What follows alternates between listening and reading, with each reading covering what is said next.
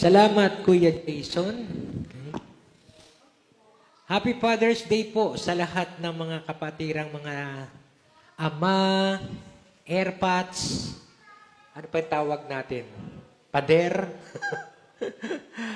daddy, dada, papa, itay, tatay, mga tumatayong tatay din, tsaka yung mga mukhang tatay. Pero sila po ay may ginagampanang role bilang tatay. Ano? So, Happy Father's Day po sa inyo lahat at patuloy po tayo lahat pagpalain ng ating Panginoon sa pagganap po natin ng ating tungkulin bilang ama ng mga kanya-kanya nating tahanan. At muli po, gusto ko rin pong i-encourage yung mga a-attend sa atin pong couples fellowship sa July 2 na in-announce po kanina ni Kuya Jason. Gagawa po ako ng group chat for couples. Ayan. So, nandun po lahat ng mga pangalan natin. Tapos, magpapadala po kasi ako ng isang parang questionnaire. At i-evaluate ko po yon, sagutin niyo po. Tapos, i-evaluate ko po yon. At doon sa araw ng ating July 2 fellowship, ay makikita nyo po kung ano yung style ninyo in resolving conflicts. Okay? Yung style ninyo.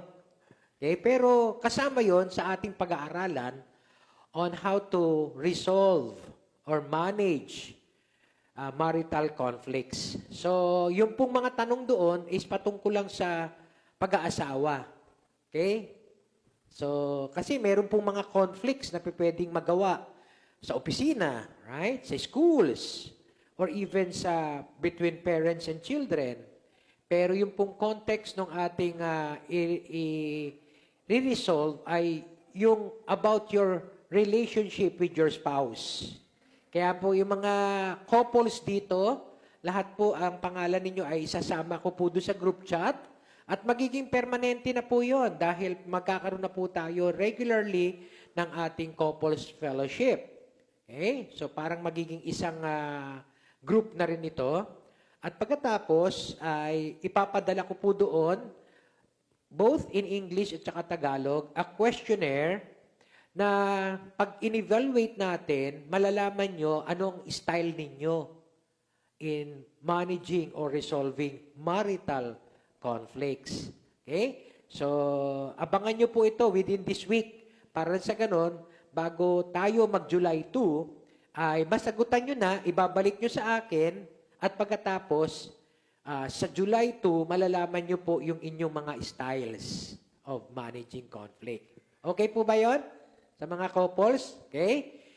Ilang beses ko na po ito nagawa, itong seminar na to, sa Quezon, sa WLCC, sa NCC, kaya meron pong ganun din ang style ko po. Magpapadala muna ng questionnaire, tapos magbibigay sila sa akin ng inputs, doon nila malalaman. Pag hindi nyo po nagawa yun, okay, malalaman nyo po yung lecture, pero hindi nyo ma-identify, ay, ito pala ako, itong style na ganito pala ang ginagawa ko.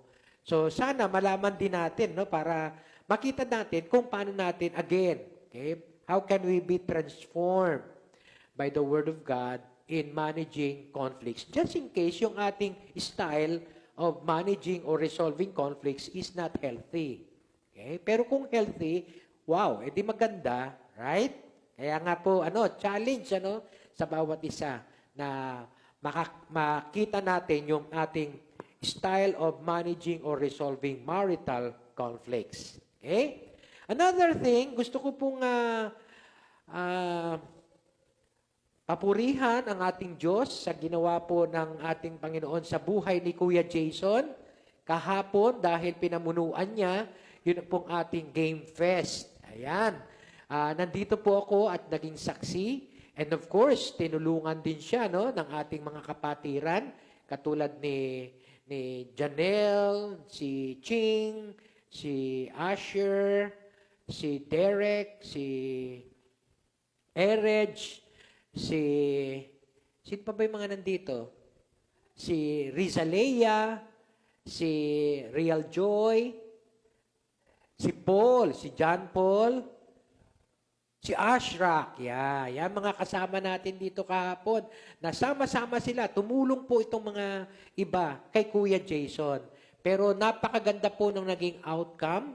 Okay? At marami pong mga bata, siguro mga 30, lahat ng mga bata dito at lahat po ay na-manage naman. Although, yan, no? Kuya Jason, ano, struggle din, ano? Challenge din, ano? Okay. Kahit sa pag-games, may mga, ano, no? Hindi naman po natin maalis yun. Okay? Sa atin pong, pagiging bata. Pero, nare-resolve naman yan as we mature. Kaya po, napakagandang simulan. Ito po mga anak natin nandito ngayon. Ayan. Palakpakan nga po natin sila, pati na si Kuya Jason. Ayan. Sila po ay nandun kahapon. Doon po sa ating Game Fest. Okay? At pati po si Raven, yung nandun po sa labas, ano, makikita nyo po si Raven doon nilalagnat siya. Pero kahapon nandito din siya. Gusto niya sanang umattend. First time yata niyang umattend, ano? Kahapon. First time, hindi ba? Dati na siya na-attend. Okay. So, madalang ko makita kasi si Raven. Pero itong mga batang ito, madalas ko na makita to Okay? So, salamat sa Panginoon at hopefully ay ang mga batang ito, ang susunod na generation para tayo ay samahan sa pagpapalaganap ng salita ng Diyos. Okay? So, meron pong older generation, ang inabutan ko na po ay baby boomer generation. Meron pong mga Generation X. Sila, sila Henry, Generation X na yan. Tapos ang Generation Y, yung mga anak namin. Okay? Generation Z, sila Rina yata, Generation Z na to no? Hindi na to hindi na to millennial Generation Z na to. At ito yata, mga Alpha Generation na. Kaya, alam niyo po, no? Napakalayo na ng generation namin, nila Ate Glo. Mga baby boomer. Dito sa generation, Alpha Generation. Kaya nga po, dapat ihanda natin ang next generation. Okay? Para nang sa ganun, sila yung mga susunod na magtataguyod ng iglesia ng ating Panginoong Jesus. Okay? Let's face the reality. Talagang palabas na po kami. At iilan na lang po ang nasa tinatawag nilang golden generation, yung generation before our generation baby boomer. Iilan na lang po sila, mga siguro ilang percentage na lang sila sa buong mundo. Baka 3% na lang, So, ang malaki ng percentage ngayon ay yung mga, so far, ay yung pong nasa millennial at saka generation Z. Yet, kailangan po natin silang i-sustain, alagaan, ingatan, upang yung pananampalatayang Kristiyano ay hindi po maputol. Okay? Kaya, napakaganda nung hangarin natin at hopefully matugunan ito sa pamagitan po ng ating katapatan sa Panginoon na sila'y alalayan. Okay? So, abangan po natin yung mga susunod pang mangyayari dahil si Kuya Jason ay patuloy na tapat na naglilingkod para sa ating Panginoon sa pamagitan po ng ating kids ministry. So ngayon po, tayo naman po dito ay magpapatuloy ng pag-aaral ng salita ng Diyos. Okay? At sa pagiging pinipilit ko po sanang i-connect yung pong Father's Day sa ating pong lesson dahil ayoko naman pong putulin yung ating pong chronological event, no?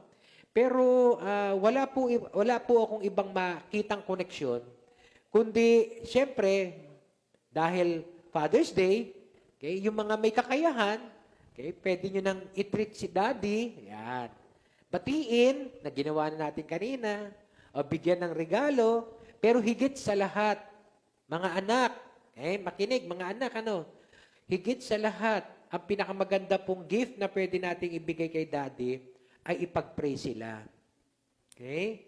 Pag-pray niyo po kami mga Daddy dahil, siyempre, kailangan po namin ng prayers din mula sa mga anak. Kung paano kaming mga tatay at nanay, pinagpipray namin ng mga anak namin, I hope na yung mga anak din natin, pinagpipray tayo. Okay? Dahil tayo rin po ay may pangangailangan na. Lalo na, hindi lang naman ngayon, kahit noong araw pa. At kailangan po nating magdalanginan sa isa't isa. Higit sa lahat, dun sa may mga tatay na hindi pa po nakakakilala sa Panginoon, pwede nyo po silang ipag-pray na makakita din po sila ng liwanag. Ayun, yun ang koneksyon. Yun ang segue, no? Makakita din sila ng liwanag, masumpungan din nila liwanag, na tanging ang ating Panginoong Hesus lang ang makapagdudulot nito. Dahil sinabi ng ating Panginoon, I am the light of the world. At nakita po natin na yung mga nakaraang 2 linggo, there are 2 kinds of blindness, no, na napag-aralan natin. Yung physical or literal blindness. Yung pangalawa ay yung pong nagbubulag-bulagan lang o turning a blind eye on the truth. At ito pong pangatlo na makikita po natin dito, meron pong another form of blindness. At yun po ang babasahin natin at yun ang ating pag-aaralan. So sa mundong ito, okay, ay sabi nga ni Freddy Aguilar, sa bawat pinto ng buhay, may wasto at mali. Sa bawat yugto, may bulag, may pipi at may bingi. Ayan. Doon po sa, pwede nating ano yan, may bulag, may nagbubulag-bulagan. At yun, mamaya, madidiscover natin ano yung pangatlong klase ng blindness. Okay? So, hilingan ko po lahat na tumayo at tayo po ay magbabasa mula po sa John chapter 9 from verse 35 to verse 41. Okay? John 9:35 to 41. And Jesus heard that they had thrown him out. And when he found him, he said, Do you believe in the Son of Man? Who is he, sir? The man asked. Tell me so that I may believe in him. And Jesus said, You have now seen him. In fact, he is the one speaking with you. Then the man said, Lord, I believe. And he worshipped him. And Jesus said, For judgment I have come into this world, so that the blind will see, and those who see will become blind. Some Pharisees who were with him heard him say this and asked, What? Are we blind too? And Jesus said, If you were blind, you will not be guilty of sin. But now that you claim you can see, your guilt remains. Manalangin po tayo. Lord, salamat po sa pagkakataong ito na may pagdiriwang namin ang kahalagahan ng mga ama ng tahanan. Ngunit higit sa lahat, Lord, may pagdiwang po namin ang iyong araw bilang aming Ama na nasa langit. Ngunit patuloy na kami pa rin ay kinakalinga sa anumang yugto ng aming buhay. Kaya Panginoon, salamat din po sa iyong mga salita na iniwan mo po sa amin upang amin pong pag-aralan, pagbulay-bulayan, at mula po rito makita po namin, Panginoon, ang iyong mga kalooban para sa amin. Gabayan mo po kami, Ama, sa amin pong pag-aaral ng iyong mga salita. At ikaw po ang kumilos sa aming mga puso't isipan. Ikaw po ang magbago ng aming mga buhay. At tulutan mo, Lord, na mapaglingkuran ka namin sa ano pa mang kaparaanan. Salamat po, O Diyos, sa mga salitaan mo na magbibigay liwanag sa aming mga spiritual na mata. Salamat po, O Diyos. Sa iyo po lahat ng papuri, Panginoon, sa pangalan ni Jesus. Amen. Amen. Maaari na po tayo makaupo. At hihilingan na po natin ang ating mga Sunday schoolers. Okay? Sila po ay mag-aaral na ng salita ng Diyos sa kanilang level. Okay? At tayo naman din po ay mag-aaral din sa level natin. Okay? So yung pong nakaraang lesson natin, kung maaalala ninyo, okay, ay meron po tayong nakilalang isang bulag, literal na bulag. Okay? Talagang physically blind. Hindi talaga makakita. At kung titingnan po natin, napakahirap na isang bulag. Alam niyo po ba yun? Okay? Siguro naman. Nakaranas na ba kayo? Ito, kasi ginagawa ko to ng araw, nung ako'y high school. Mula po may kawayan, ang service po namin hanggang doon sa Central Market na tinatawag. Hindi ko alam kung familiar kayo doon sa lugar na yun. Mula sa Central Market, halos sa may malapit na sa Quiapo yun. Lalakad po ako niyan hanggang doon sa Doroteo Jose, sa may Arellano High School. Ang layo po nun. Okay? Ilang minuto rin, siguro 20 to 30 minutes din ang lakad ko. And there are times na alam ko yung kalsadang yon, yung nilalakaran ko, wala akong makakasalubong, walang mga imbornal, kasi araw-araw doon ako naglalakad, At walang mga sasakyan. Kaya alam niyo po, noong araw, nag-i-eksperimento ako habang naglalakad. Pipikit ako at maglalakad ako ng 20 steps man lang. Subukan nyo minsan, maglakad ng 20 steps na nakapikit. 20 steps, high school pa lang po ako noon. Okay? Pero, nakukuha ko pong gawin yon. Pero aminin ko po sa inyong totoo, kinakabahan din ako. Kasi, what if, di ba? Bigla kang may nakasalubong. What if may dumating na sasakyan? So, may dangers, di ba? How much more kung bulag talaga tayo na all the way wala tayong nakikita sa ating nilalakaran. Napakahirap po nun. Okay? At ako po, mula pa ng elementary, hindi halata na malabo pala mata ko. Kasi bitoon laging nasa harapan. Mula preschool, elementary, lagi ko nasa harapan, kita ko kagad yung blackboard. Bitoon Nagulat na lang kami, nung bago ako pumasok ng high school, complete check-up, physical check-up, pati mata. Grabe, 100 pala yung grado ng mata ko.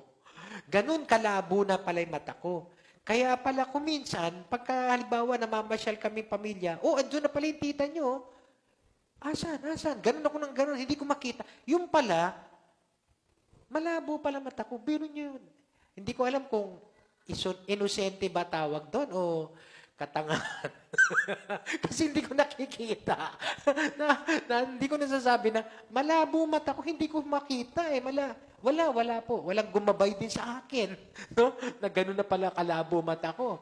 Until na-check up ako. At nung nakakita po ako, nung nagkaroon ako ng salamin, nakita ko po ang mundo, napakaganda pala, napakakulay. Grabe, sabi ko sa inyo, na-appreciate ko po yung mga bulaklak, maging dahon, maging mga ibon. Sabi ko sa inyo, ang sarap ng feeling na makakita ka ng ganun. Kaya lang tayo, karamihan sa inyo, nabigyan ng Panginoon ng malinaw na mata. Mapalad kayo. Pero yung mga ganitong sitwasyon, how much more kung bulag, I do believe, yung kanyang joy, nung binigyan siya ng Panginoon, paningin at pananaw, wow, sabi ko sa inyo, hindi maano yun, hindi masusuklian ng ano paman dahil sa liwanag na ipinakita sa kanya ng Diyos, at sa pamagitan ng ating Panginoong Jesus. Kaya nga, maging yung mga kapitbahay niya, di ba, sa kwento, hindi nila ma-imagine siya ba yan? Hindi, kamukha lang. Sinabi niya, ako yung dating bulag na namamalismus dyan. So parang okay na sana, punong-puno na sana siya ng joy. Eto, ang ginawa ng mga kapitbahay niya, dali natin sa mga pariseo. Okay? Parang okay na sana. Tapos biglang parang nag-turn around yung kanyang joy. Dahil yung mga Pharisees, pinaypilit siyang akusahan, no? Kung sino nagpagaling sa kanya, at pinipilit siyang sabihin na makasalanan yung nagpagaling sa'yo kasi hindi siya sumusunod sa Sabbath keeping. O di ba parang unfair? Teka, sandali, ano ba to? Yun lang naman. Kaya nga sabi niya, kung siya man ay makasalanan o hindi, okay? Ang alam ko lang, that I do not know, sabi niya, but what I know, I was blind, and now I see. Yun lang no? Hanggang sa sinabi, may threat, of course, no? May threat noong araw, na pagka kinonfess nila na si Jesus ay Messiah, okay? Na si Jesus ay propeta, ay talagang ipatatapon sila sa sinagoga. Kaya yung mga magulang niya na nagbubulag-bulagan sa katotohanan, okay, ay may takot at hindi nagsabi ng totoo patungkol sa nangyari sa kanilang anak, kundi parang ibinuntong nila. Siya ang tanongin nyo, siya naman ang pinagaling at saka nasa edad na siya Pero itong lalaking ito, nanatili sa kanyang kaalaman patungkol sa katotohanan. Dahil sabi niya, dati akong bulag at ngayon nakakakita. Yun ang alam kong totoo. And that's truth. Okay? At tinanong siya kung siya ba, kung itong taong ito ay kung ano ang tingin niya. Sabi niya, propeta. Ay nako. Yun na, lalo nang nagalit ang mga Pharisees sa kanya at tinapo na siya. Pinalabas. In-excommunicate. Okay? Tinanggal siya sa sinagoga. At alam naman po natin, noong nakwento ko na noong nakaraan, na pagka ang isang tao ay tinapon out of the synagogue, ay nako, hindi lang po siya mawawala ng fellowship or sabihin natin sa loob, kundi maging sa labas, hindi makikihalubilo sa kanya mga tao, i-isolate siya dahil ang sino mang makipahalubilo sa kanya ay i-excommunicate din. Ganun po katindi ang sitwasyon nila. Kaya po malaki ang fear nila kapag sila ay ma-excommunicate. Kaya nga, ang iba, nagbubulag-bulagan. Katulad ng ating napag-aralan ng nakaraang linggo. Ngayon, dito po ngayon, makikita natin na yung unfairness, okay? Parang medyo sumagi lang sa isip ko, no? Unfair na yung nangyari sa tao dahil dati lang siyang bulag, pinagaling lang siya, pero questioning siya patungkol sa kanyang alam, na natili siya sa kanyang sa katotohanan, parang unfair din naman na ba't kayo nagagalit sa akin? Parang ganun. Ako'y pinagaling lang naman Bakit galit na galit kayo sa akin? Parang unfair naman yung treatment ninyo. Tapos tinapo na siya sa sinagoga, parang unfair ulit yun At pagkatapos, hindi kaya pumasok din sa isip niya, pero palagay ko hindi pumasok dahil silent ang Bible, Hindi rin pumasok sa isip niya na nasaan na ba yung nagpagaling sa akin para sana siya ang magpatotoo? No? Yes, pinagaling ko ang taong yan. Okay? Wala. Nasa na? Parang tuloy, parang nag-iisa siya. Dati siyang bulag na nag-iisa sa mundo. Ngayong siya'y nakakakita na, seemingly, nag-iisa na naman uli siya sa mundo. Kasi wala man lang dumamay sa kanya yung iba na natiling nagbubulag-bulagan. Pero kung titingnan po natin, this physically blind person is now, can now see the reality. At merong ibang mga tao, katulad ng kanyang mga magulang, na nagbubulag-bulagan, but there are another form of blindness na ipinakita naman sa atin sa pamagitan ng mga Pharisees o mga religious leaders. At ang tawag ko po doon sa blindness na yon is about spiritual blindness. Kung may healing po sa physical blindness, meron din pong healing sa spiritual blindness. So, sasagutin po nating tanong sa umagang ito is, how can we be healed from spiritual blindness? Okay? So, ano ba ang pwedeng makaapekto ng tinatawag nating spiritual blindness? Okay? Tingnan po natin ang description ng spiritual blindness para lalo nating maintindihan. Ano po ba yung tinatawag na spiritual blindness? It is the condition when a person thinks he has all the truth and there is nothing more for him to learn. Especially when it comes to spiritual things. Doon po papasok yung spiritual blindness. Yung bang, lika, mag-Bible study tayo. Ang topic natin ay patungkol sa ganito. Ay, alam ko na yan. Kayo na lang umatin. Okay na ako. Okay? Hindi kaya medyo baka niya ay nagkakaroon tayo ng spiritual blindness na?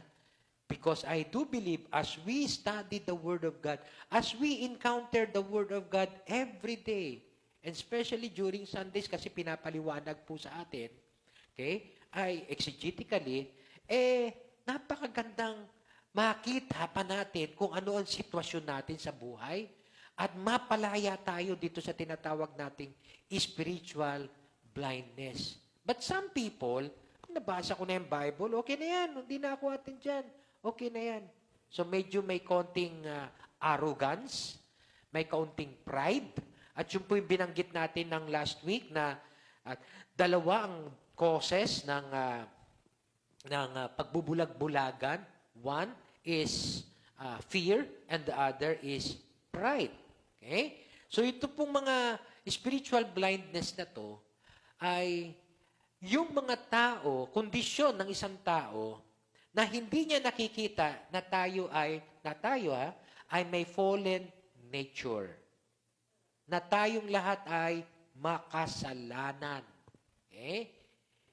Bulag tayo pagdating sa ating mga kasalanan. Hindi natin nakikita ang ating mga kasalanan. Hindi tayo nagiging guilty sa ating mga kasalanan. Okay? So dito ko po nakikita yung tinatawag na spiritual blindness. So halimbawa po yung takot sa tao, katulad nung napag-aralan natin nakaraan, yung mga presuppositions natin on religious traditions natin, na okay na ako dito, hindi ko na kailangan ng Bible. Meron na akong pinangahawakan na pananampalataya. Okay? So, at minsan, yung iba, meron tinatawag na spiritual pride na ayaw magpasakop sa salita ng Diyos. Mas inuuna nila ay kung ano ang nakalakihan nila. At dito po pumapasok ngayon yung mga kondisyon ng mga Pharisees. Kasi mga Pharisees, meron na silang nakalakihang religion. At ayaw na nilang makilala pa si Jesus. At lahat ng sinasabi ni Jesus ay kinokontra agad nila. So, dito po papasok yung spiritual blindness na kung saan ang isang tao, iniisip niya, alam ko na yan. Alam ko na lahat ng mga patungkol dyan. Meron na akong nakalakihan. I have nothing more to learn. Okay na ako dito. Tanggap ko na to hanggang dito lang ang dapat kong tanggapin at wala nang iba. So dito po makikita natin na the blind see and those who see are blind. Paradoxical, Paradoxical. Okay? Parang in contrast. Parang magka-contrast. So how can we be healed from spiritual blindness? Paano po tayo mapapagaling, mapapalaya, mabibigyan ng liwanag mula po dito sa tinatawag nating spiritual blindness? And take note those people who are spiritually blind usually are very religious. Katulad ng mga Pharisees. Okay? Katulad ng mga Pharisees sa sitwasyon ng ating Panginoong Hesus noong panahon niya. Karamihan ng mga spiritually blind are those who are very religious. Okay? So, ano po ang isang paraan upang tayo po ay mapalaya mula sa ating spiritual blindness is Simpleng-simple lang eh. To admit our blindness. Aminin natin na wala pa tayong masyadong alam. Wala tayong masyadong nakikita pa. Kaya gusto pa nating malaman kung ano ang katotohanan. Maalala niyo po ba yung lalaki na pinagaling ni Jesus? Ang una niyang sinabi, kung tutusin kung titingnan po natin, kung babasahin natin muli, lagi niyang sinasabing, I do not know. Okay? Nung tinanong siya, sino nagpagaling sa'yo? I do not know. The man called Jesus? I do not know. Where is he? I do not know. Puro wala siyang alam. Okay? Nung tinanong siya ng kanyang mga alagad, ng kanyang mga kapitbahay, nasa na siya? Nasa na tong Jesus na to na sinasabi mong nagpagaling sa'yo? Hindi ko alam eh. Okay? Alam niyo po, pinakamaganda para mawala ang ating spiritual blindness, ay aminin natin na marami pa tayong hindi alam. Pagka sinabi na natin sa ating mga sarili na, ay, alam ko na yan, ay tapos na ang usapan. Baka hindi mo nakikita na meron tayong blindness. Okay? Napakaganda po na lagi tayong magsisik. Okay? At ito po itong blindness na to, hindi po ito nadadaan sa patalinuhan. Okay? Kasi ibang mga matatalino, yun ang sasabi, alam ko na yan. Okay? Pero hindi lang po yung mga matatalino. Kahit nga po yung mga tinatawag nating takatak boys, ay hindi na uso ngayon yata yun. Alam niyo po yung panahon dati na meron tinatawag na takatak boys. Yung sasabit sa jeep, tapos may mga tinda silang yosi, takatak, ganun sila ng ganon. Yung tawag namin doon, takatak boys. Parang ingay nila yon para makakreate sila, tapos mapansin sila, tapos, Yosi ba? Boss, Yosi, di ba? Takatak boys. Kahit isang ordinaryong takatak boys, o isang ordinaryong street sweeper, pwede rin pong magkaroon ng idea na, ay, alam ko na yan, wag mo na akong sharean. Okay na ako dito sa aking alam. Wag mo nang dagdagan pa. Baka makagulo lang sa isip ko. Pag sinishare mo ng gospel. Okay? Kaya maaaring napakatalinong tao o maging ang mga mangmang ay pwede pong magkaroon ng spiritual blindness. Okay? Yung iba nga naman, totoo naman, yung iba naman kasi nagdudunong-dunungan kaya ako, tinitip ko nga sa mga estudyante ko, kasi karamihan sila kanila pastor, pag kami nagtanong po sa inyo na isang bagay na hindi pa ninyo alam, sabihin nyo lang. Huwag kayong magdunong-dunungan. Sabihin nyo lang agad, ay, hindi ko pa rin alam yan. Hayaan nyo pag-aaralan ko. At sa susunod na magkita tayo, sasabihin ko sa inyo kung ano ang katotohanan patungkol dyan. Kaya nga sa Bible study natin, di ba? Lagi ko sinasabi sa inyo, kung may tanong kayo, ibigay nyo sa akin 1 week before para pag-aralan ko. Kasi ako rin po, marami pa rin po akong hindi alam. Ay, aminin ko po sa inyo totoo, huwag nyo lang po ako tatanungin kasi hindi ko masasagot kung anong sagot doon so far. Meron po akong mga tanong pa rin sa Biblia na hindi ko pa rin alam kung anong sagot. Kaya, yun, mag-research ako. Okay? At yung iba pong nakikita kong sagot, hindi po yata ako masyadong satisfied. Gusto ko exegetically ang sagot. Hindi po parang topical lang siya. Okay? Exegetically. Based on how the Bible must be interpreted. Hermeneutically. Kaya yun po ang sinisearch ko. Pinipilit nating alamin ang mga bagay na to. Ang mga meron pong spiritual blindness, ay nako, wala na po yan. Sarado na yan. Okay? Hindi na po tatanggap ng kung ano pa man yan. Yung pong bulag, kung papansin ninyo, hindi niya alam kung sino nagpagaling sa kanya. Basta alam lang niya, the man called Jesus. Okay? Hindi niya alam kung nasan siya. Nasan si Jesus nung hinahanap sa kanya. Hindi niya alam, puro I do not know Malamang, hindi rin niya alam kung ano ang theological debate. Sino po ang may kasalanan? Yung mga magulang o itong taong may nabulag? Baka hindi rin niya alam kung ano sagot doon. Or, nung tinanong siya ng kanyang mga Pharisees, ng mga Fariseo, tinanong siya na itong taong ito ay, anong pagkakakilala mo sa kanya? Propeta po. Malamang propeta po Nasabi nila, hindi, makasalanan ng taong yan. Ha? Eh, kung makasalanan naman siya o hindi ko po alam eh. Puro hindi ko alam ang sagot niya. Okay? Isa lang alam ko. Dati akong bulag, ngayon nakakakita na. Yun no? And that's truth. Kaya makikita po natin na meron pong kaalaman siya, pero ang kaalaman niya ay ang katotohanan na nangyari sa kanyang buhay. Yun ang certain siya. Okay? Na pinagaling siya ng Diyos. Pero meron pong grupo nung panahon nila at maging sa panahon natin ngayon na they think they know everything. Yet, sabi nga ng Panginoon, they remain in their blindness. They remain in their blindness. At sino-sino itong mga to? Okay? Nung binanggit po ni Jesus sa verse 40 to 41, and Jesus said, nung nagpakilala siya doon sa lalaki, mamaya, yun ang ating isang pag-aaralan na point. Pero inuna ko muna to, for us to see that we must admit our blindness. Nung sinabi niya sa kanyang, sa bulag na to, itong mga katagang ito, for judgment, I have come into this world, so that the blind will see, and those who see will become blind.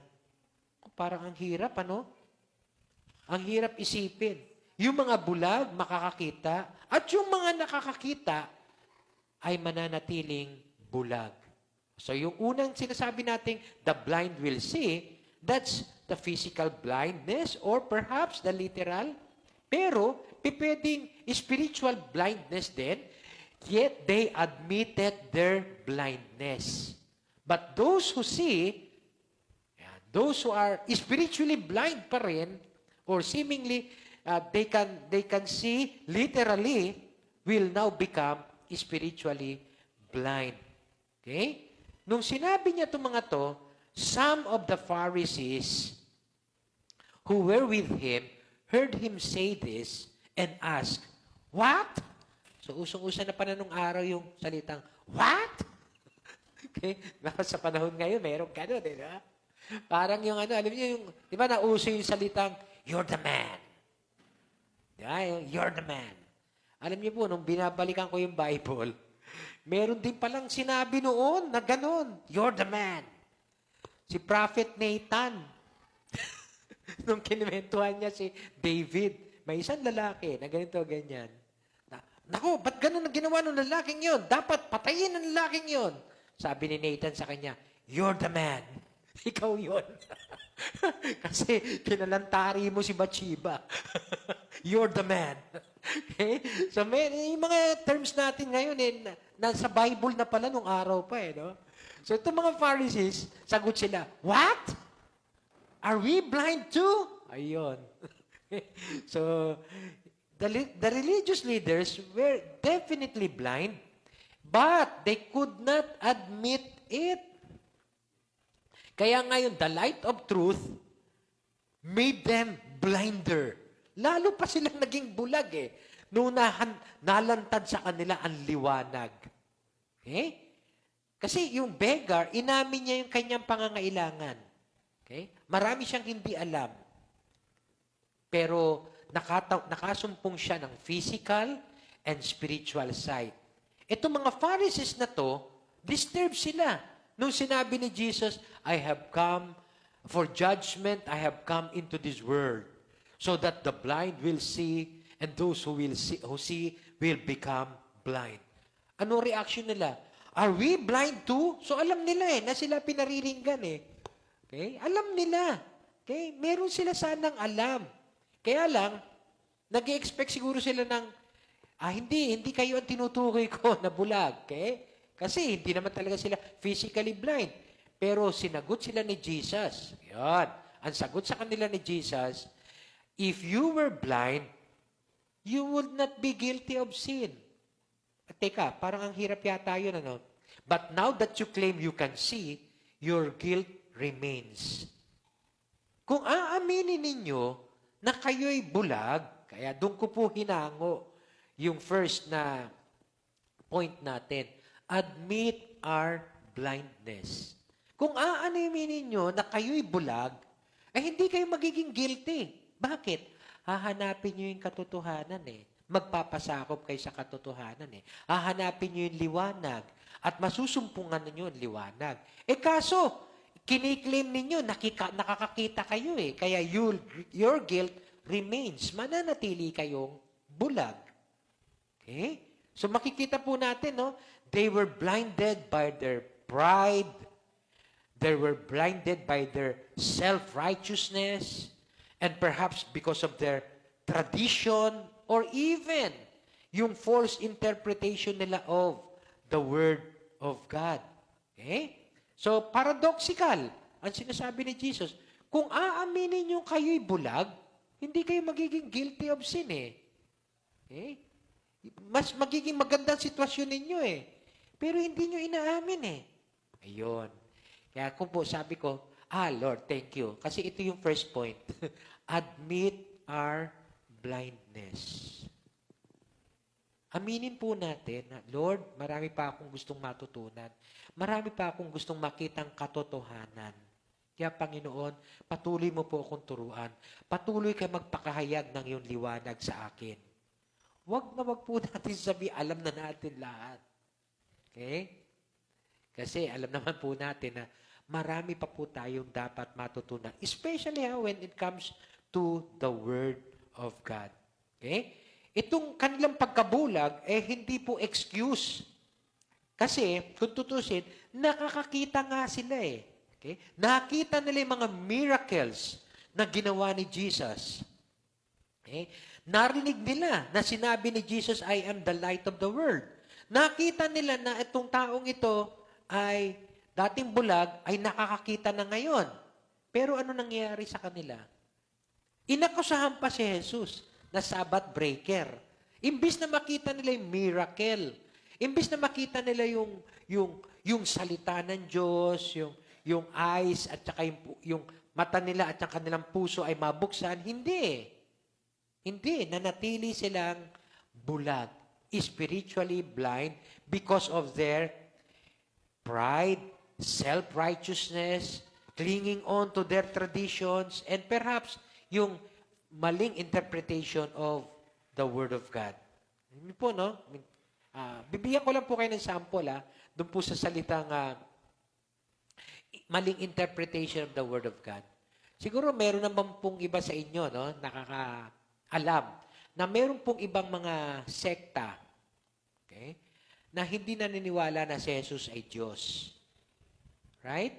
Pero napakarami po natin pag-aaral na pinapakita, okay, not necessarily direktang sinasabi, na si Jesus ay Diyos. Pinapakita. Halimbawa, katulad po ng isang senaryo na sinabi ni Jesus sa lumpo, tumayo ka at buhatin mo ang iyong higaan at umuwi. Tumayo yung lumpo. Binuhat yung kanyang higaan at umuwi. Pero anong sabi ng mga Pharisees? Blasphemy. Kalapastanganan. Tanging Diyos lang ang dapat magsabi. Okay? Ay, sorry, hindi pala yun ang una. Sorry ang una niya sinabi, doon sa lumpo. Ang una niya sinabi sa lumpo, your sins are forgiven. Ayan, thank you po. Ayan. Yun ang una niya sinabi. Your sins are forgiven. Sabi niya doon sa lumpo. Sabi ng mga Pharisees na nandun, kalapastanganan. Tanging Diyos lang ang magsasabi na ang kasalanan mo'y napatawad. Okay? Bakit kayo nag-iisip ng ganyan? Sabi ni Jesus. Okay? Pero para patunayan ko sa inyo na may karapatan ang anak ng tao na magpatawad ng kasalanan, para patunayan ko sa inyo. Yun ang sabi niya, may karapatan ang anak ng tao na magpatawad ng kasalanan, tumayo ka, bitbitin mo ang iyong higaan at umuwi. Tumayo yung lumpo. At binitbit ang kanyang higaan at umuwi. Okay? Ano sabi ng mga Pariseo? Kalapastanganan pa rin. Pero alam niyo, implied nun, ano ba implication nun? Kung ang sinasabi nila ang Diyos lang ang tanging may karapatan na magpatawad ng kasalanan, Diyos lang din ang may kakayahan na magsabi sa lumpo, tumayo ka. Yun ang implication nun eh. Kaya sinasabi niya sa kanila, para patunayan ko sa inyo na may karapatan ng anak ng tao na magpatawad ng kasalanan, gumawa siya ng isang himala na tanging Diyos lang din ang may kakayahan gumawa nito. Okay? Para mabago isip nila. Yet, ano ginawa nila? Hindi pa rin sila naniniwala na si Jesus ay Diyos. Diyos lang ang may kakayanan gumawa nun. Okay? Kaya implied. Parang sinasabi ni Jesus, I am God. Diyos ako, kaya kong magpatawad ng kasalanan at kaya ko rin gumawa ng mga bagay na tanging Diyos lang ang makakagawa. Okay? Kaya nga po, ang Biblia, punong-puno po ng scriptures that Jesus is God. Ang problema, yan, meron pong ilan, hindi naniniwala na si Jesus ay Diyos. Meron na pong isang teksto sa Bible, sa John chapter 20, na maliwanag, na direktang sinabi na si Jesus ay Diyos. Direkta, no? Si Tomas. So, alam niyo na yung kwento, patungkol kay Tomas, di ba? Wala siya sa prayer meeting nila noon. Wala siya sa prayer meeting nila noon. Okay? Nung nagpakita si Jesus, at pagkatapos, nung sinabi nila ng mga alagad kay Tomas na, nakita namin ang Panginoon, nabuhay na siyang muli. Ay, hindi ako maniniwala dyan. Sabi niya, hindi ako maniniwala hanggat hindi ko na ilalagay yung aking mga daliri sa kanyang mga kamay. Okay? At doon sa kanyang, anong tawag doon? Sibat sa gilid. Okay? Hindi ako maniniwala dyan. The following day, okay? Nagpakita na si Jesus sa kanila. Tapos sabi niya, kapayapaan sa inyong lahat. Tapos sinabi niya, Tomas, halika rito. Hawakan mong aking mga kamay at yung aking tagiliran. Ano ang sagot ni Tomas? Ayun. Di ba? My Lord and my God. Ayun, tuwiran ng sinabi, no? Di ba? Bakit merong iba, hindi pa rin naniniwala na si Jesus ay Diyos? Tuwiran ng sinabi ni Tomas. Harap-harapan na sinabi na ni Tomas, my Lord and my God. Okay? Alam niyo po, meron akong, ito nakwento ko na siguro sa iba, no? Meron akong isang dating, sa opisina namin, okay? May nagtitinda po ng sweepstakes doon na bulag. Siguro po alam niyo naman yon, di ba? Na may mga bulag, ang tinda-tinda lang sweepstakes, ticket.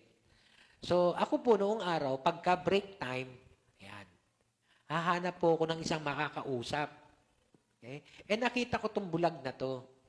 Okay? Nagpakilala ako sa kanya. Ako po si Vic, ano po pangalan nyo? Fred. Kumain na ho ba kayo, Mang Fred?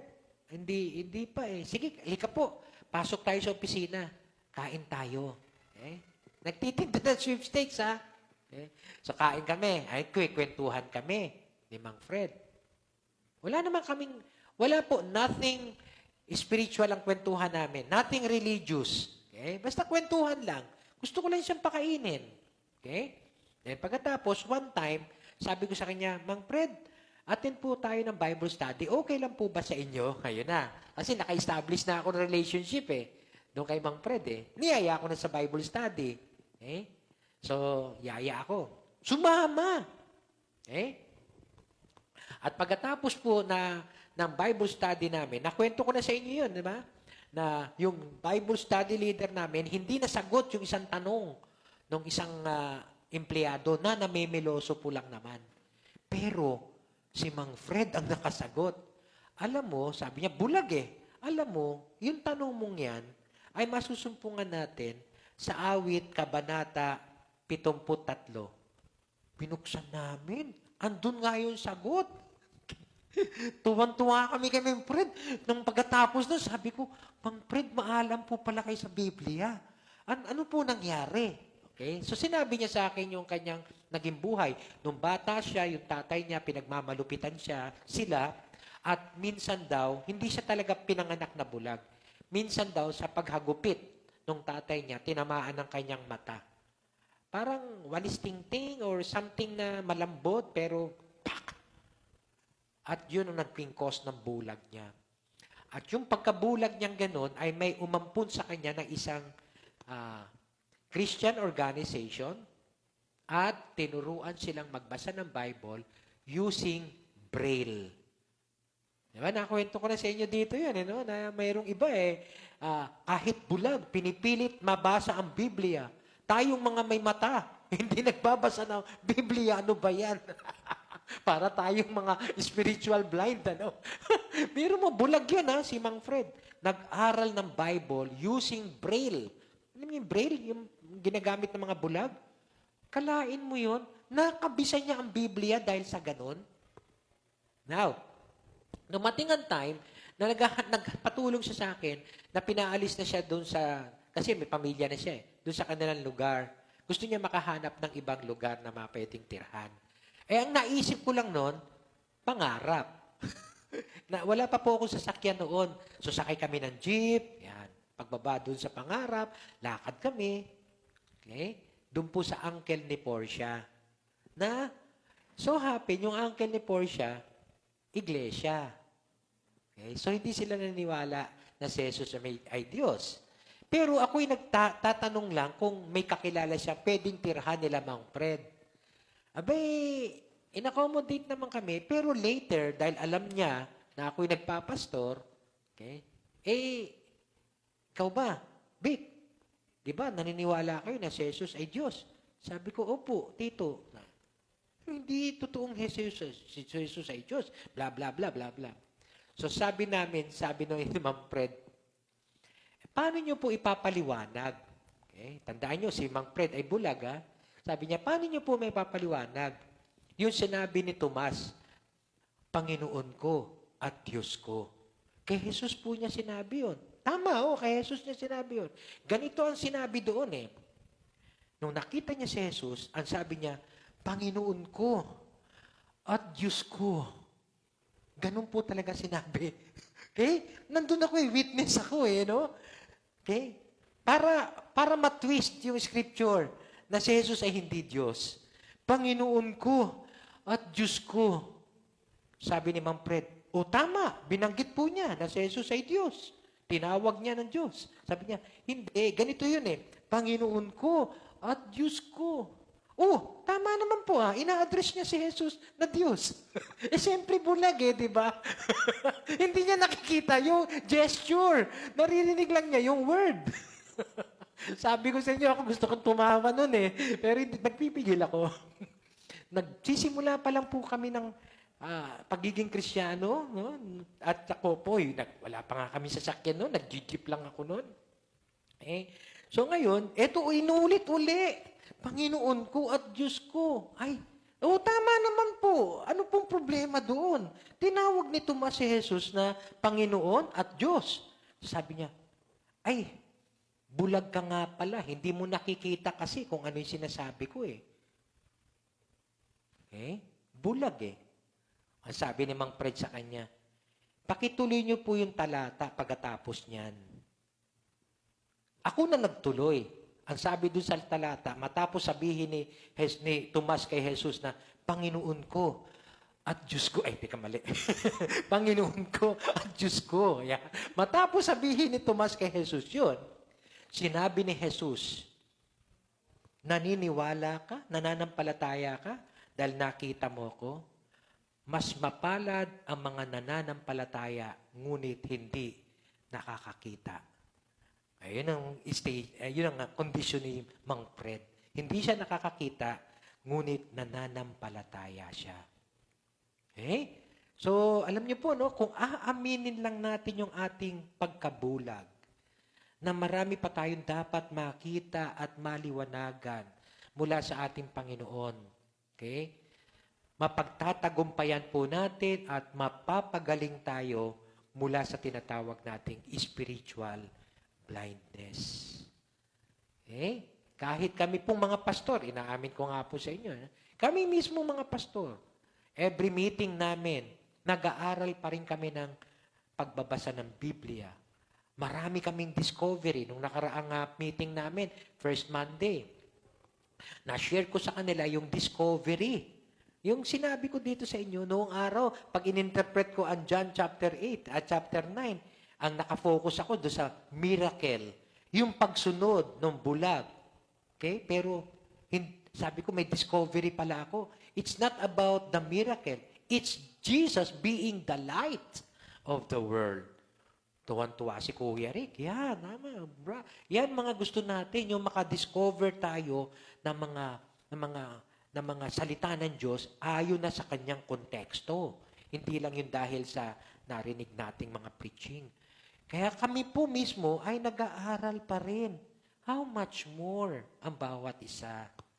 So hopefully, patuloy po tayong mag-aral ng salita ng Diyos. Huwag niyo pong imimiss yung ating average every Sunday. At huwag niyo rin pong imimiss yung ating ginagawang Bible study. Okay? So sana meron tayong ganitong hindi katulad nitong mga Pharisees na to, na pinapanatili nila na sila ay nakakakita. Ayaw nilang aminin na sila man ay bulag. Kaya nga po, makikita natin dito na kung itutuloy sa John chapter 9, patungkol kasi doon sa tinatawag nating verse 40.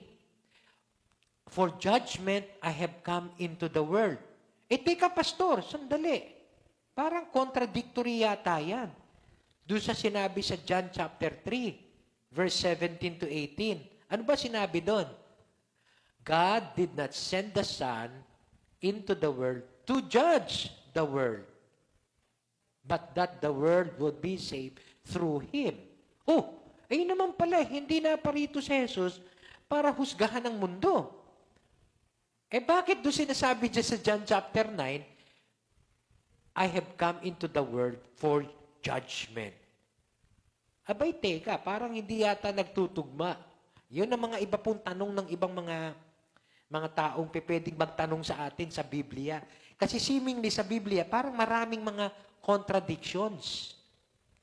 Okay? Pero alam niyo po, kung tutusin, hindi ganoon eh. Tingnan natin yung sumunod na talata, no? Sabi diyan, he who believes in Him is not judged. He who does not believe has been judged already.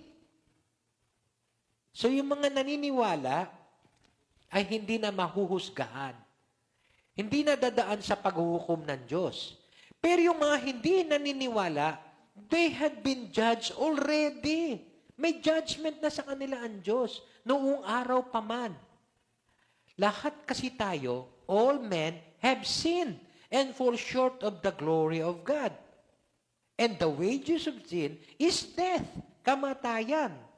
Okay? Kaya we are all have been judged already. Lahat tayo under judgment na ng Diyos. Pero kung tayo'y sasampalataya sa Kanya, hindi na tayo magiging under His judgment. Kaya truly, yung sinabi ni Jesus sa John 9 at saka sa John 3, hindi po nagko-contradict yun. Okay? Because he has not believed in the name of the only begotten Son of God, he is now judged. He is now already judged. At kung itutuloy natin sa verse 19 to 21, binanggit po doon, this is the judgment. Okay? For judgment, I have come into this world. Sabi ni Jesus kanina, di ba? Sa John chapter 9. Pagdating doon sa John chapter 3, na nauna pang mga talata, this is the judgment. Light has come into the world. Si Jesus yon. Na in-intensify niya pagdating sa John chapter 9. Light has come into this world, but man loved darkness instead of light, because their deeds were evil. Ay, pastor, di naman pa kami ganun kasama.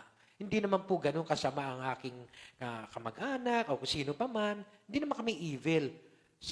Anong sinasabing evil dyan? Everyone who does evil hates the light and will not come into the light for fear that his deeds will be exposed. But whoever lives by the truth comes into the light, so that it may be seen plainly that what he has done has been done through God. So yung evil, ay hindi naman kung po kailangan na mamamatay tao o lango lagi sa droga. Hindi po yun eh. Yung pong ayaw pumunta sa liwanag. Yun po yung sinasabing evil. Bakit? Ma-expose kasi yung kanyang mga ginagawa. Kahit na sabihin mong nangungupit ka lang ng 5, ikumpara mo sa nang-hold up ng bangko, pareho pong may kasalanan ang tao. Lahat po tayo ay makasalanan. Kaya we have already been judged. Now, ang judgment, dumating na ang liwanag sa mundong ito, ang ating Panginoong Yesus. So, ang sino mang lalapit sa liwanag, tatanggap sa Kanya, yon, hindi na madjudge ng Diyos. Okay? So, yun po ang tinutukoy dito natin, ha? Na ang una sa lahat, dapat we must admit our blindness. Aminin po natin. Okay? Na marami pa tayo dapat matutunan patungkol sa katotohanan. Magpatuloy po tayo, wag po tayo makontento. Okay? Mag-aral pa po tayo ng kanyang salita at kilalanin pa po natin ang lubusan ang ating Panginoong Jesus. And actually, that's the second point. How can we be healed from spiritual blindness? Know the healer. None other than our Lord Jesus Christ. Yun lang yun eh, no? Pag naamin po natin sa ating mga sarili na tayo may kulang pa, okay? Kilalanin pa natin ang lubusan si Jesus. John chapter 9, verse 35 to 41. Jesus heard that the blind man, they had thrown him out. And when he found him, he said, "Do you believe in the Son of Man?" Alam niyo po, medyo nag-strike sa akin itong talatang ito habang pinag-aaralan ko. No? Kasi, nung narinig ni Jesus na yung lalaking bulag, pinalayas na nila sa sinagoga, hinanap niya when he found him, or sa ibang phrase, finding him, he said, okay, "Do you believe in the Son of Man?" Okay? So parang, I do believe Jesus know everything that's happening in our lives. Katulad na nangyari dito sa mamang ito. Okay? Jesus knew what's inside of our hearts. Alam ni Jesus kung ano yung mga laman ng ating puso. At alam ni Jesus na itong lalaking bulag na to, na pinalayas, siguro punong-puno din ng pagkalungkot. Dahil nakalaya na sana siya sa pagkabulag, ay parang ma-isolate naman siya ngayon. Kaya alam niya yung lungkot na nararamdaman ng taong ito sa kanyang buhay. Kaya Jesus finding him, yan. Ano pa ba ang pinaka-greater blessing? Yan, na masusumpungan natin sa mundong ito aside from knowing Jesus.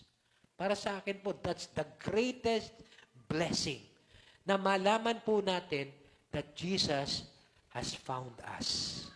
Na tayo ay nasumpungan ng ating Panginoong Yesus. Na bawat isa sa atin, depende po kung anong naging sitwasyon natin sa buhay, kinatagpo tayo ng Panginoon. In one way or another, iba-iba pong naging sitwasyon. But there was a time in our life that Jesus found us. Okay? Kaya gustong-gusto ko po itong salitang, when He found Him. It's God who took the initiative in finding us. It's God who took the initiative of loving us by sending His only begotten Son. Okay? Kaya napakaganda po, no? It is God who will find us, search us, and definitely, there will come a time na yung mga, para matanggal po natin yung spiritual blindness natin, kilalanin po natin si Jesus. Yan. At kaya nga yung magandang tanong, no? Do you believe in the Son of Man? Okay? Yung pong title na Son of Man ay based doon sa aking na pag-aralan, 80 times daw binanggit sa Gospels at 12 times sa Gospel of John. Mas madalas kasi Son of God. Okay? Pero noong araw, sa panahon nila, hindi po, ang kahulugan po ng Son of Man is messianic. Okay? It refers to the Messiah. Hindi ho nila pwedeng banggitin o i-confess that Jesus is the Messiah. Dahil, yun? Parang openly sinabi na, no? Pero yun po ang allusion noon, referring to the Messiahship. Okay? Pero kung titingnan po natin, hindi enough na malaman ng lalaki na si Jesus ay man. The man called Jesus. Or hindi yung masabi lang niya na he is a prophet. Or he is a man of God. Kundi nag-identify sa kanya si Jesus as the Son of Man. Do you believe in the Son of Man? Okay? So, hindi lang sana makilala natin ang lubusan si Jesus, okay? Let us know Him more para lalo pa tayong mahil sa spiritual blindness natin. Kung nung unang pagkakilala lang natin kay Jesus ay tao, a man called Jesus, bandang huli, propeta. Di ba yun ang mga claims no? Kaya may nakikita tayong progress doon sa pagkakilala ng bulag na to. A man called Jesus, a prophet, a man of God. Kasi nothing can do that except he is coming from God. But now, tinatanong na siya ni Jesus, Son of God o Son of Man. Parang yung sinasabi ni Jesus sa kanyang mga alagad noon. Naalala niyo ba yon? Sa Matthew 16 yata yun, no? Sabi ni Jesus, who do people say I am? How about you? Who do you say I am? Sino ako sa inyo? Ganon si Jesus Gusto niya makilala natin siya ng lubusan. Kaya aside from admitting our blindness, let's also keep on knowing Jesus. Let's keep on knowing Jesus. Kaya naman ang sagot ng lalaki, who is He? Sir? Sir pa Kasi siguro, ngayon lang niya nakita si Jesus Who is He, sir? Tell me, so that I may believe in Him. Maaring hindi niya na-recognize na si Jesus ang nagpagaling sa kanya. Kasi bulag siya noon Right? Hindi niya na-recognize yun. At pagkatapos, bulag ka, pinagaling ka ng isang lalaki, hindi mo alam kung sino. Basta, man called Jesus. Tapos may isang lalaki ngayon ang nagtatanong sa'yo, naniniwala ka ba? Naniniwala ka ba sa anak ng tao? Sino po siya, sir? Para, sabihin mo po sa akin, para maniwala ako sa kanya. So that I may believe in Him. Hindi niya kilala si Jesus. Right? Physically. Bulag naman siya nung pinagaling nito di ba? Kaya hindi niya kilala. Now, sinagot siya ni Jesus. You have now seen Him. In fact, He is the one speaking with you. Ayun, Kaya alam niyo po, yung pong ating pagdalo ng service every Sunday, I do believe as we continue to attend services, Bible studies, and even in our prayer meetings, we come to know more of our Lord Jesus Christ. And that would heal us from our spiritual blindness. Kaya I would encourage you, continue in His Word. Abide in His Word. Okay? Let us continue to abide in His Word. And lastly, last point that I have seen here is that how can we be healed from our spiritual blindness? Not only admitting our blindness, knowing the healer, our Lord Jesus Christ, have faith in Him. Have faith in Jesus. Nung sinabi po sa John chapter 9, verse 35 to 41, yung binasa po natin kanina, then Jesus, you have now seen him, he is the one speaking with you. Then the man said, Lord.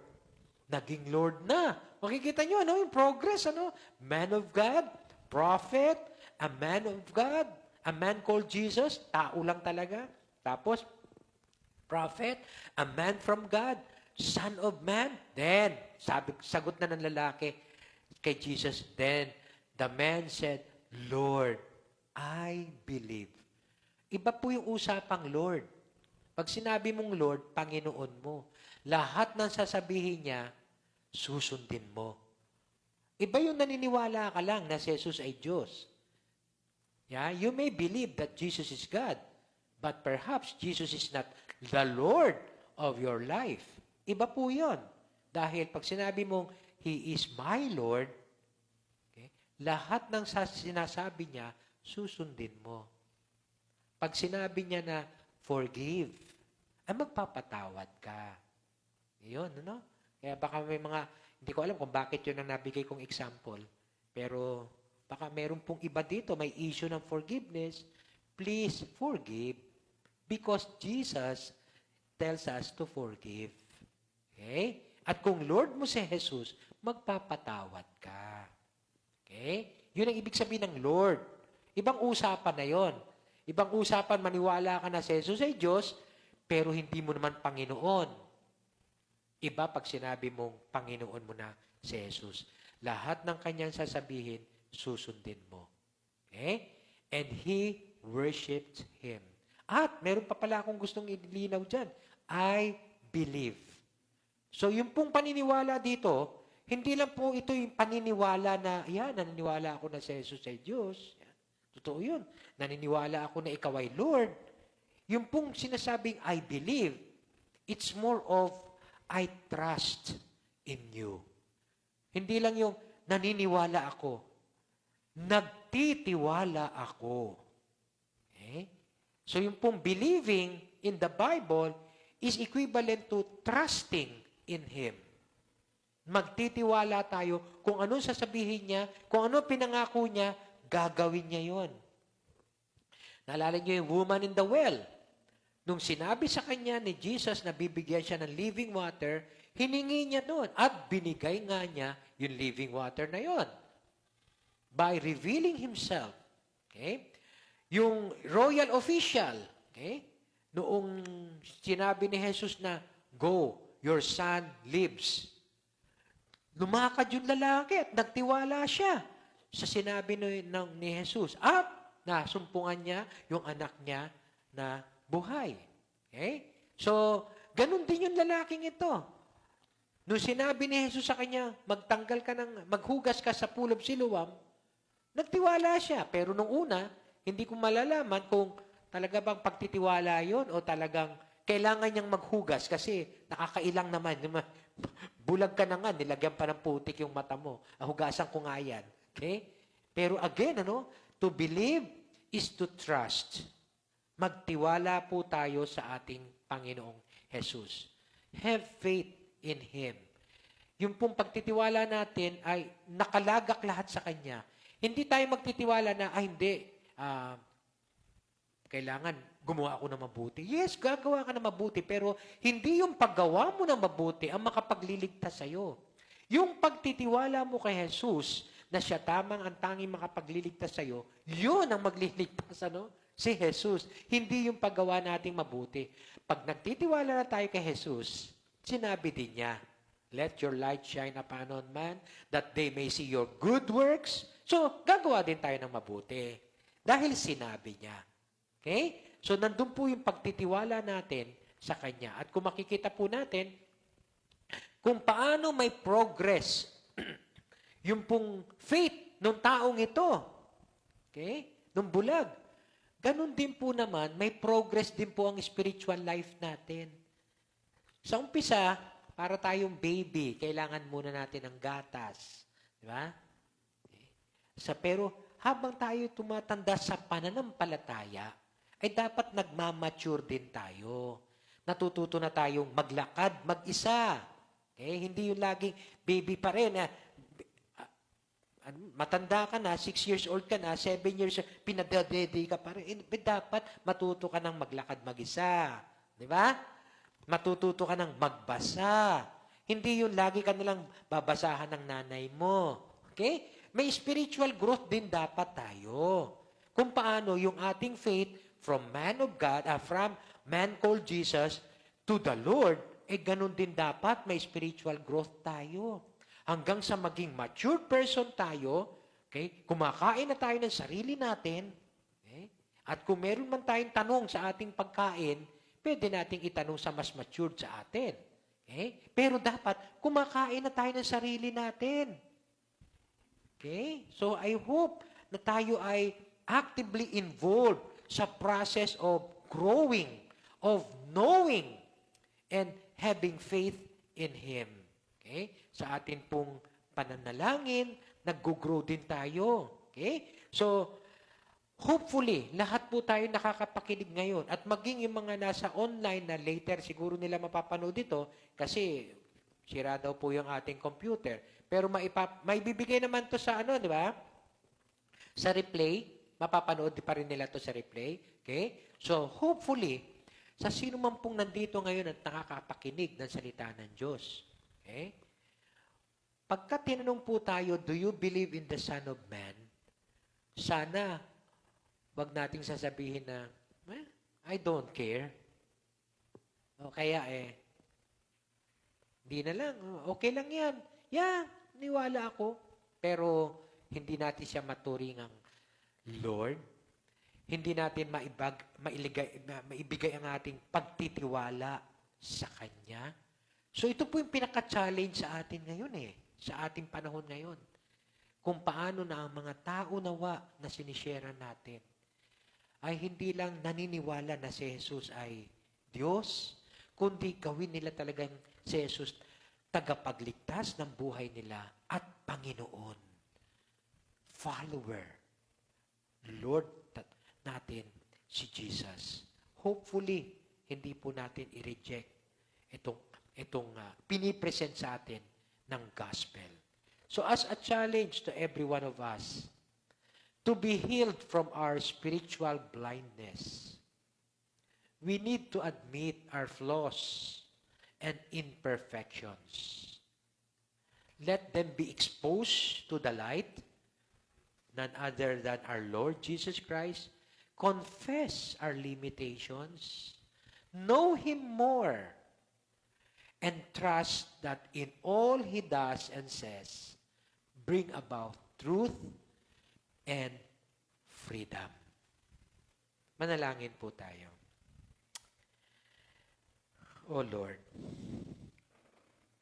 salamat po Panginoon dahil minsan pa nagpakahayag ka sa aming mga buhay kung sino ka. At binigyan mo rin po kami ng gabay kung paano po kami mapapagaling mula sa aming spiritual blindness. Salamat po sa bawat isang nakapakinig ng mensahe mo. At dalangin po namin, patuloy kaming mag-aral pa, matuto mula sa iyo, at ikaw po ang gawin naming Panginoon ng buhay namin. Anuman ang sabihin mo sa iyong mga salita, susunod kami, Lord. Susunod kami. Salamat po minsan pa sa iyong pagpapakahayag. Salamat po.